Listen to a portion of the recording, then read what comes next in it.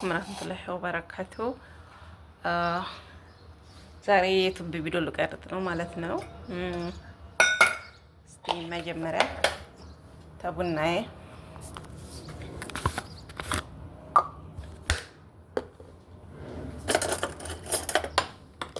ምን አደርጋለሁ መሰላችሁ? ጀበናዬ እንዳትጎዳብኝ መጀመሪያ እዚህ ነው የማፈላው።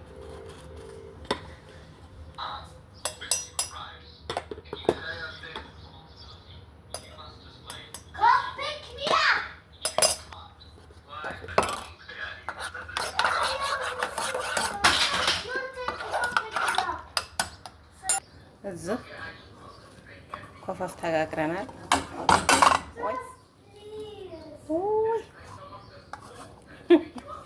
እሺ